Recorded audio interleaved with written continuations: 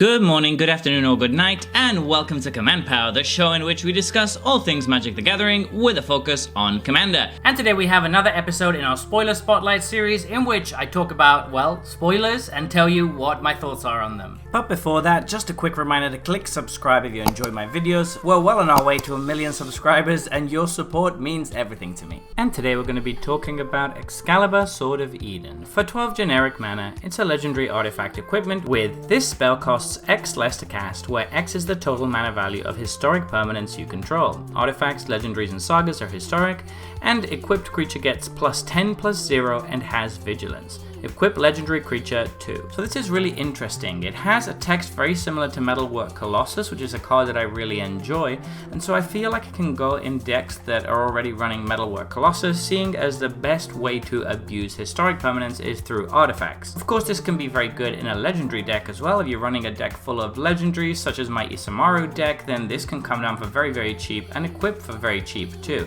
Paying 2 mana to give something +10 power is incredibly good, and if your deck is chock full of legendaries, the equipped legendary isn't really a downside. You can also get around it with cards that allow you to equip things to creatures for free or for very cheap or as a triggered ability. But let's think about the plan with artifacts. So if we play this in a deck with a bunch of artifacts, this can come down for incredibly cheap, sometimes even 0 mana. That means that it's going to be very good in any deck that wants to be Voltroning and has a bunch of equipment. That's a lot of different decks. You're also going to want it in a deck where your commander has any sort of combat ability, whether that be First Strike or Trample or something like that. So for me, the immediate deck that I thought about was again Lara Croft. Your deck is chock full of legendaries in that deck. This is going to come down for super cheap, equip for only 2, and since Lara has First Strike, the +10 power is going to be really, really handy. Another deck where this seems incredibly good and almost broken is in Ghalta, as if Ghalta needed any help. Ghalta has a mana value of 12, which means that this immediately costs 0 if you have your commander out, at which point you could just give Ghalta +10 attack,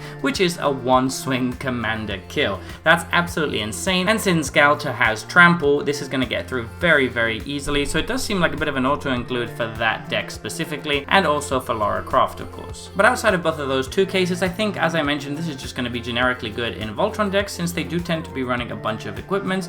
In Saga decks, I don't see it as much, because if you're running Sagas, you're not planning on attacking that much, so giving something +10 power just isn't that interesting. In any case, it's a really sweet design that's going to be very powerful in specific decks, and I like it when they provide us with new cards that break new design space, so I'm all for this card. So there you have it. Those have been my thoughts on this new spoiler. What do you think though? Do you disagree with me, or do you think I got it right? Let me know in the comment section below. I always make sure to read all of your comments. And if you enjoyed this video, don't forget to click like or subscribe. It really helps the channel, and until next time, take care.